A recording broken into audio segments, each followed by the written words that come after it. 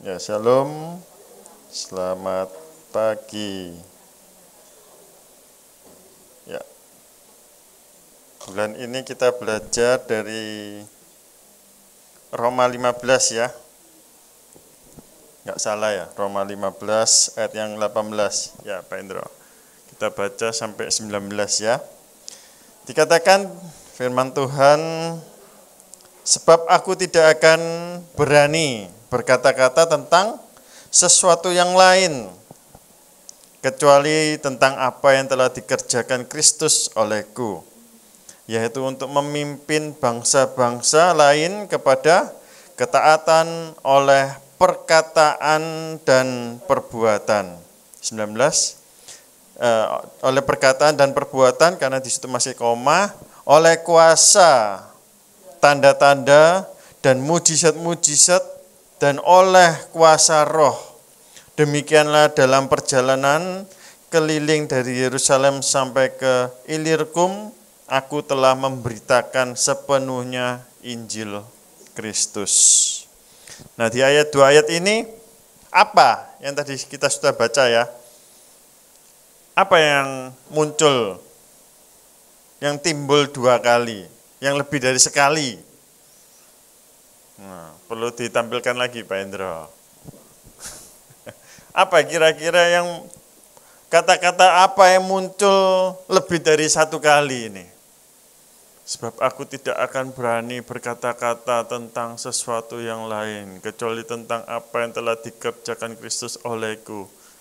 Nah, yaitu untuk memimpin bangsa-bangsa lain kepada ketaatan oleh perkataan dan perbuatan. Oleh-oleh lah. Itu kan junction-nya kata wah, cocok ya. Ya, berarti yang kata yang muncul lebih dari 1 kali yaitu sebuah kata. Kata yang muncul adalah sebuah kata yang lebih dari 1 kali. Dan itu menekankan betapa, ya kalau kita mau baca lagi itu, ya memang di situ sebuah perkataan, ada sebuah kata, nah ya kan, dikatakan di situ memimpin bangsa-bangsa lain kepada ketaatan. Bagaimana kita bisa memimpin bangsa-bangsa lain itu kepada ketaatan? Dikatakan di situ oleh perkataan, ya kan? Dan Paulus mengatakan di awal tadi dikatakan apa? Aku nggak akan berani untuk berkata-kata. Jadi Paulus itu begitu untuk menjaga perkataannya. Dia nggak berani untuk berkata-kata katanya. Tentang sesuatu yang lain. Dia nggak berani untuk berkata-kata sesuatu yang lain. Jadi Paulus ini saking dia menjaga perkataannya. Dia nggak mau mengatakan yang lain kecuali tentang apa yang telah dikerjakan Kristus oleh dia.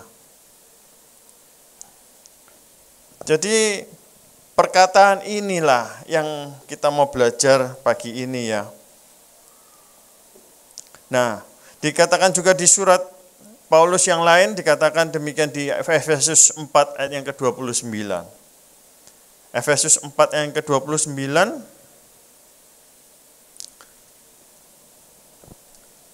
Janganlah ada perkataan kotor keluar dari mulutmu, tetapi pakailah perkataan yang baik untuk membangun, di mana perlu, supaya mereka yang mendengar beroleh kasih karunia. Kalau dibaca, dipelajari lebih lagi, ini juga cukup sinkron dengan surat Paulus yang di Roma tadi yang kita baca. Di mana di surat yang di Efesus, Paulus juga menasehati, mengingatkan jemaat di Efesus untuk mereka juga kita menjaga perkataan kita. Supaya perkataan kita ini enggak, yang keluar itu bukan perkataan-perkataan yang sia-sia, perkataan-perkataan yang kotor, yang menjijikkan. Nah, itu. Karena dikatakan apa? Pakailah perkataan yang baik untuk membangun di mana perlu, supaya orang yang mendengar itu beroleh kasih karunia. Ini juga memberitakan Injil. Jadi biarlah apa yang keluar dari kata-kata ini adalah Bukan hanya sekedar ayat ya. Di ayat ini terkutuklah kamu. Nanti dibales-bales perang ayat nanti ya toh. Terus kita mau baca lagi ayat, oh itu loh ngamuk terus ono jangan marah ada di ayat ini, kitab ini dijelaskan semua. Wah, hafal semua. Paulus nggak ngomong seperti itu Paulus. Paulus ngomong perkataannya dia itu adalah perkataan yang membangun. Perkataan yang tidak kotor, tidak menjijikkan. Otomatis, kalau perkataan-perkataan seperti itu tentu bukanlah suatu perkataan yang gosip gitu ya. Perkataan yang menjelekkan, perkataan yang menjatuhkan, perkataan yang sia-sia gitu ya. Oh itu loh, oh itu, si A, si B, si C kayak gini, kayak gitu ya. Tapi biarlah perkataan itu kita ngomong, oh ya si A kayak gini ya, kita berdoa yuk. Kan gitu lebih baik ya kan. Nggak ngomong, oh si A gini ya, oh iya, terus dibumboni, oh iya si A itu gini. Anak main konco mana teko apa ngomong sapa si A, oh si A itu gini, oh iya gini. Ya, akhirnya tambah kebumbu tambah panjang. Ya ketika kita ngomong si A itu gini. Si B ini, oh iya, ngono. Yuk kita berdoa bagi si A. Yuk kita nyambangi si A, yuk kita menolong si A, yuk kita gimana kita menasihati si A, kita ngapain si A kan gitu. Bukan semakin diomongkan sepanjang hari kita omongkan si A itu terus. Ya, kasihan si A itu. Si A, ya. Jadi biarlah perkataan yang kita mau keluarkan itu adalah perkataan yang tidak menjijikan, tidak perkataan suatu hal yang kotor. Perkataan kotor itu bukan hanya omong kotor, omong miso, itu ya bukan kayak gitu juga. Omong kotor itu perkataan yang kotor, itu perkataan yang menjijikan, yaitu kayak ngegosip, mengerasani, terus menjatuhkan, yang tidak membangun. Ya. Tapi biarlah ketika kita berkata-kata, bagaimana dengan perkataan ini kita bisa menjangkau jiwa. Kan dikatakan supaya orang yang mendengarnya itu beroleh kasih karunia. Marilah biarlah melalui perkataan kita berkata-kata, itu dapat membangun iman seseorang. Bukan berarti bukan berarti ketika kita ngomongnya selalu ayat terus. Lama-lama ya kita dijauhi sama orang. Iya kan? Ngalah-ngalai pendeta ae. Ya kan? Ngalah-ngalai malaikat ae suwe-suwe. Ya, malaikat ae kerjane enggak ngomongno ayat. Banyak yang perlu kita juga perkatakan. Nggak melulu kita yang keluar kata-kata itu adalah kata-kata ayat firman gitu loh. Tapi biarlah kata-kata itu yang penuh perhatian, penuh kasih gitu ya. Bukan hanya bukan perkataan yang menjatuhkan seperti itu. Tetapi biarlah perkataan ini yang membangun iman. Itulah yang dikehendaki Bapa bagi anak-anaknya.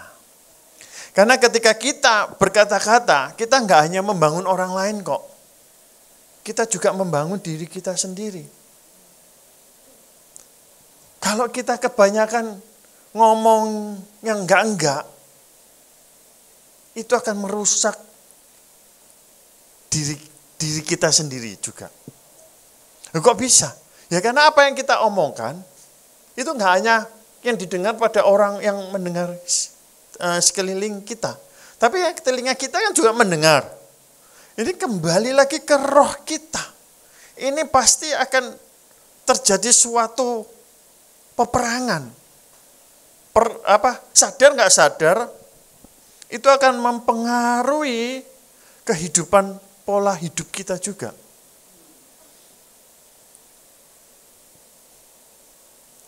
Jadi mari kita jangan berpikir bahwa apa yang kita ucapkan itu hanya untuk membangun orang lain.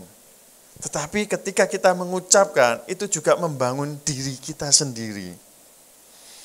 Oleh sebab itu, ketika kita berkumpul seperti ini, ya, kita membicarakan Kristus bukan hanya ngomongin Tuhan Yesusnya aja. Bukan ngomongin tentang firman-Nya aja. Tetapi kita boleh bersaksi bagi dalam kehidupan kita. Apa yang sudah Tuhan perbuat dalam kehidupan kita? Kan banyak hal yang Tuhan sudah perbuat bagi kehidupan kita. Oh, tadi malam seperti ini, kemarin kejadiannya seperti ini. Oh, Tuhan baik. Nah. Tapi ketika kita bersaksi, ya jangan terlalu, kadang kalau kita bersaksi itu, jangan terlalu berlebihan juga ya. Karena kalau terlalu berlebihan itu yang akan menonjolkan itu apa? Serasa kita itu yang sombongnya gitu loh. Hah? Iya, kita yang seolah-olah kita yang melakukan itu hanya karena kita melakukan ini gitu loh. Bukan karena kasih karunia Tuhan. Gitu. Nah itu dalam hal kita berkumpul, kita menyaksikan kebaikan kebesaran Tuhan. Banyak yang akan bisa kita kuatkan. Seperti kemarin Miss Kiki bersaksi, bagaimana kejadian demi kejadian. Itu menguatkan kita semua. Ya kan? Menceritakan bagaimana kebaikan Tuhan. Oleh sebab itu perlu dikatakan, diucapkan, diutarakan. Makanya kalau bangsa Israel ketika mereka membaca Taurat itu dulu, mereka berkata-kata. Mereka mengucapkannya. Supaya juga orang mendengar dan telinga kita juga mendengarnya. Jiwa kita ini juga ikut mendengarnya. Walaupun jiwa nggak ada telinganya, tapi setidaknya jiwa itu tergugah seperti itu ya. Oleh sebab itu dikatakan juga oleh Rasul Yakobus ya dalam Yakobus 3 ayat yang kelima bahwa mengenai perkataan itu bagaimana? Yakobus 3 ayat yang kelima, ya sampai ke 10 kita baca ya. Dikatakan, demikian juga lidah. Walaupun suatu anggota kecil dari tubuh, namun dapat memegahkan perkara-perkara yang besar. Lihatlah, betapapun kecilnya api, ia dapat membakar hutan yang besar. Lidah pun adalah api, ia merupakan suatu dunia kejahatan. Dan mengambil tempat di antara anggota-anggota tubuh kita sebagai sesuatu yang dapat menodai seluruh tubuh dan menyalakan roda kehidupan kita. Sedang ia sendiri dinyalakan oleh api neraka. Semua jenis binatang liar, burung-burung serta binatang-binatang menjalar dan binatang-binatang laut dapat dijinakan dan telah dijinakan oleh sifat manusia. Tetapi tidak seorang pun yang berkuasa menjinakkan lidah. Ia adalah sesuatu yang buas, yang tak terkuasai, dan penuh racun yang mematikan. Dengan lidah kita memuji Tuhan Bapa kita, dan dengan lidah kita mengutuk manusia yang diciptakan menurut rupa Allah. Dari mulut yang satu keluar berkat dan kutuk. Hal ini saudara-saudaraku tidak boleh demikian terjadi. Lidah ini adalah sesuatu hal yang kecil, bagian tubuh yang kecil dari part of body kita. Ya, ini lidah ini bagian terkecil, tapi bisa mengakibatkan sesuatu hal yang besar. Jadi di situ menandakan bahwa lidah itu dapat mengakibatkan, akan memberikan sebuah dampak yang besar. Jadi jangan main-main dengan lidah. Lidah ini akan mempunyai dampak yang besar.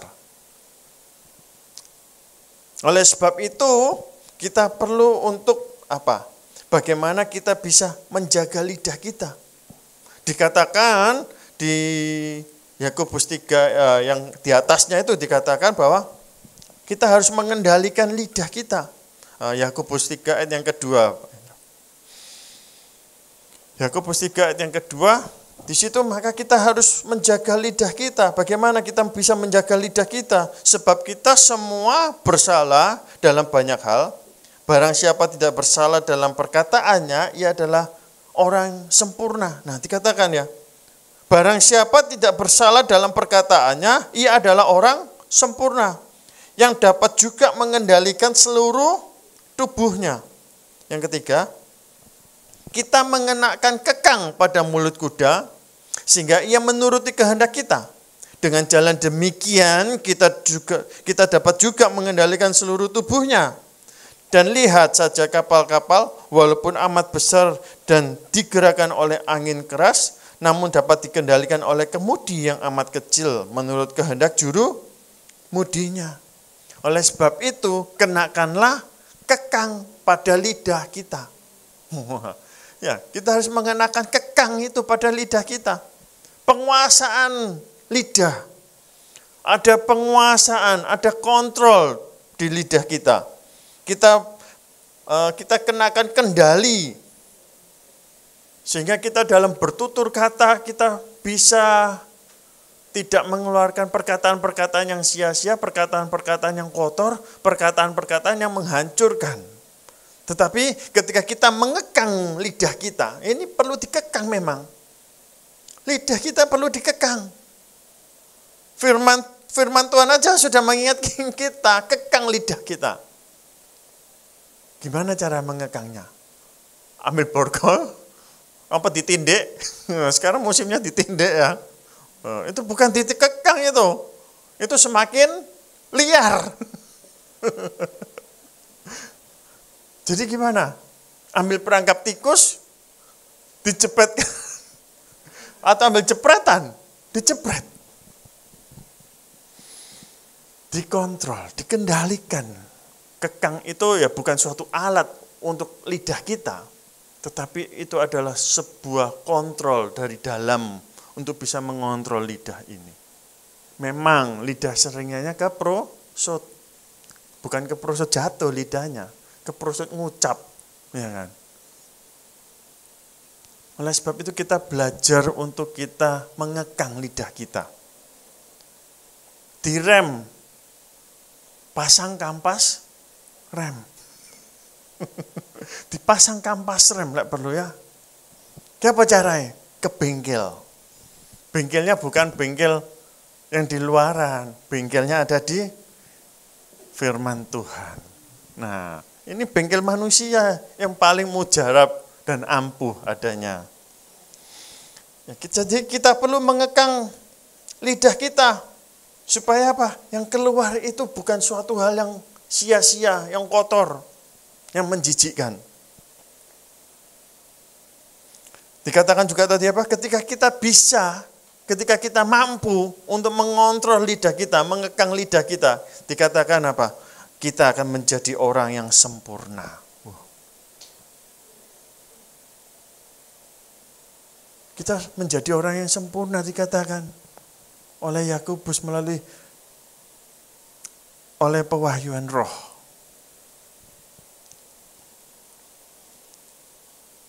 Dan dikatakan ketika kita dapat mengontrol lidah kita, maka kita itu sempurna dan kita itu akan memuliakan nama Tuhan. Di Yakobus 1 ayat 26, Yakobus 1 ayat 26 dikatakan bahwa Yakobus 1 ayat 26, jikalau ada seseorang yang menganggap dirinya beribadah, siapa yang menganggap dirinya beribadah? Nah, tetapi tidak mengekang lidahnya, ia menipu dirinya sendiri, maka sia-sialah ibadahnya. Ibadahnya itu bukan ibadah kayak gini, ibadah kita itu kehidupan kita itu. Ya kan? Dikatakan kalau kita nggak bisa, ketika kita tidak bisa untuk mengekang lidah kita itu menipu diri sendiri. Sia-sia ibadah kita. Sia-sia kehidupan kerohanian kita yang di luaran itu. Karena dari mulut inilah, dari lidah inilah, kita mau untuk mengekang. Kalau ya memang banyak ya hal-hal yang itu ya saya nggak bisa mencontohkan satu-satu. Karena kalau saya contohkan satu persatu, ya nanti takutnya malah, oh itu kok aku, kok roh ya. Nah, ya biarlah Roh Kudus ya. Tetapi firman Tuhan pada dasarnya, intinya adalah bagaimana kita bisa mengekang lidah kita. Kita mengucapkan sesuatu hal yang baik, yang membangun, bukan yang menjatuhkan. Oh kamu gak iso, kamu gak becus, kamu gini, kamu gitu. Hal-hal yang sumpah serapah yang kita keluarkan. Mari kita kembali, kita bertobat. Masih ada kesempatan. Selagi bernafas masih ada banyak kesempatan. Kalau nafasnya sudah Senin Kemis, semakin sedikit kesempatan. Kalau sudah enggak bernafas, sudah tidak ada kesempatan. Ya. Jadi kita masih bernafas, tentu kita masih banyak kesempatan. Tapi kita enggak tahu sampai kapan kita bernafas. Ya. Lalu, ini yang terakhir, melalui perkataan, ini juga kita dapat memberikan kehidupan. Melalui perkataan ini, kita bisa memberikan kehidupan. Yeskiel 37. Yeskiel 37 ayat yang ketiga. Yeskiel 37 ayat yang ketiga. Lalu ia berfirman kepadaku, hai anak manusia, dapatkah tulang-tulang ini dihidupkan kembali? Aku menjawab, ya Tuhan Allah, Engkaulah yang mengetahui. Lalu firman-Nya kepadaku, bernubuatlah mengenai tulang-tulang ini dan katakanlah kepadanya, hai tulang-tulang yang kering, dengarlah firman Tuhan. Ya, kita tahu kejadiannya itu, habis itu tulang-tulangnya itu bergerak, menyatu satu dengan yang lainnya. Tuhan lalu mengembuskan nafas kehidupan sehingga mumilah yang jalan, ya, kerotak gitu ya. Itu melalui apa pertama-tamanya? Melalui perkataan. Yeskiel mengatakan dengan yakin dia berfirman, dia yakin, dia beriman. Tuhan, Engkau yang tahu, Engkau yang mengetahuinya. Lalu Tuhan ngomong, berfirmanlah, katakanlah, bernubuatlah. Lalu apa? Yeskiel menang? Enggak. Yeskiel apa? Mengatakan, hai tulang-tulang yang kering, dengarlah firman Tuhan. Yeskiel mengatakannya. Itu adalah tanda bahwa Yeskiel beriman, percaya pada firman Tuhan. Kalau kita saat ini suruh ngomong, hai, amin guyu, hai, iso ta? Dengan ngono, gak iso. Wes mati. Wes gak iso iki, wes deadline, wes jalan buntu. Gak bisa. Susah, sukar. Gak bisa ini. Loh, tapi firman Tuhan gak ngomong, ya wes. Dah, enggak, tetap kamu yakin, percaya, perkatakan. Ojo malah ngamuk kayak Musa. Tongkat dihajar, dipukulkan. Tapi ketika kita mau taat, bahkan Musa terhimpit di depan laut, di belakang pasukan berkuda. Tapi Musa mau taat. Yeskiel juga mau taat. Demikian juga Daniel. Ketika mau dimasukkan ke gua singa, Kalau Daniel gak percaya, kalau Daniel gak yakin sama Tuhan yang disembahnya. Coba dibaca Daniel 3 ayat 17. Daniel gak bisa ngomong kayak gini. Daniel 3 ayat 17. Daniel mengatakan, jika Allah kami yang kami puja sanggup melepaskan kami, maka ia akan melepaskan kami dari perapian yang menyala-nyala itu. Dan dari dalam tanganmu ya Raja. Ini Sadrak Mesak Abednego. Begitu juga Daniel yang mau masukkan ke gua singa. Ketika itu Daniel difitnah, ya kan? Dia nggak mau menyembah patung buatan raja, tapi dia menyembah. Dia ditangkap di atap rumahnya dengan menyembah, berdoa kepada Tuhan. Berapa kali? Kayak minum obat Daniel, 3 kali sehari.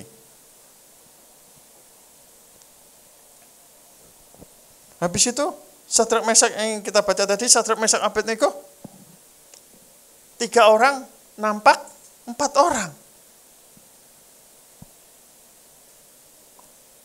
Tidak sehelai baju pun terbakar. Baju aja nggak terbakar, apalagi rambut, apalagi kulit. Nah, baju ini kan rawan terbakar. Kalau kulit nggak rawan terbakar, rawan gosong langsung, melepuh. Wah, kalau baju kan terbakar, ketok apine.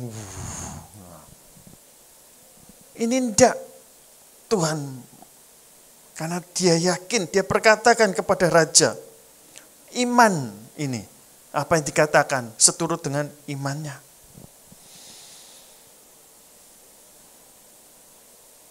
Jadi dengan perkataan, kita juga dapat memberikan kehidupan bagi sesuatu yang kelihatannya di luar pikiran kita nggak bisa, nggak mungkin. Tapi bagi Tuhan tidak ada yang mustahil. Kalau, ini berandai-andai aja, kalau Tuhan tidak seperti itu, maka firman ini adalah sebagai cerita dongeng. Ya kan? Tapi ketika kita menghidupi firman ini bukan dongeng. Firman ini adalah bukti nyata bagaimana Tuhan pada zaman perjanjian lama, zaman dahulu, menyertai menuntun sebuah bangsa Israel, yaitu bangsa Israel. Dan Tuhan berkarya atas suatu bangsa yang tegar tengkuknya. Bagaimana bangsa ini yang begitu ngeyelnya. Itu adalah gambaran kita. Tetapi apakah Tuhan melepas tangannya? Enggak. Tuhan tetap dalam kasih-Nya. Tuhan tetap dalam cintanya atas pemilihan pada kita saat ini. Jadi 3 hal yang sudah kita pelajari pagi ini, yaitu dengan perkataan kita akan membangun iman. Mari kita gunakan perkataan ini. Dan kita mengenakan kekang pada lidah kita. Sehingga apa? Kita menjadi manusia yang sempurna dalam bertutur kata, dalam bertindak, dan memuliakan nama Tuhan. Dan yang terakhir, dengan perkataan kita akan memberikan kehidupan. Barang sesuatu yang gak mungkin, Tuhan yang menjadikan mungkin. Itu di luar kekuatan kita, itu di luar kendali kuasa kita. Tetapi Tuhanlah yang akan menjadikannya mungkin. Lazarus yang sudah 3 hari mati pun Tuhan berkata, Tuhan ngomong, hei Lazarus, keluarlah. Loh ya toh, enggak batin loh Tuhan Yesus itu enggak batin.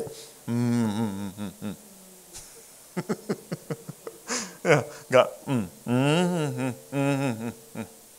Kok tukang parkir aja lah gini. Ya. Tapi Tuhan Yesus ngomong, "Hai Lazarus, keluar." Lazarusnya apa? Keluar. Ya. Gak pakai mic Tuhan Yesus. Lazarus keluar. Wah, baru kayak kerungu paling. Ini enggak, Lazarus, ya. Ya, tapi enggak pakai apa-apa ya. Lazarus keluar. Keluar ujuk-ujuknya. Yang mati di tangan Tuhan ada kehidupan. Dan itu sinkron dengan iman kita. Tuhan ingin kita itu sinkron. Tuhan itu menyinkronkan. Nah, kayak Bluetooth disinkronkan. Ya, MOS yang Bluetooth. Nah, disinkronkan. Cari toh, ini Bluetoothnya apa? Disinkronkan. Kalau nggak sinkron, nggak diper, nggak nyambung. Tuhan juga mau disinkronkan. Iman dan kebenarannya disinkronkan. Nyata terjadi. Percaya? Tenanan? Didosek terus iki. Tenanan? Engko ujung-ujungnya pasti ngomong, wis karepmu lah. Ya. Harus yakin, percaya. Aja didesuk-desuk. Wis lah karepmu wis. Nah, iku enggak percaya. Itu pasrah. Bukan berserah. Berserah itu ada keyakinan. Itu semua hal-hal ini, pelajaran ini beda-beda tipis semuanya kok. Tapi kita harus bisa memilah. Ini pasrah, ini berserah, ini percaya, ini ragu. Itu harus dipilah. Dan kita harus dalam koridor kebenaran yang benar. Ya. Jadi 3 hal. Melalui perkataan kita dapat membangun iman, biarlah kita dapat mengekang lidah kita, dan dengan perkataan kita bisa memberikan kehidupan. Amin.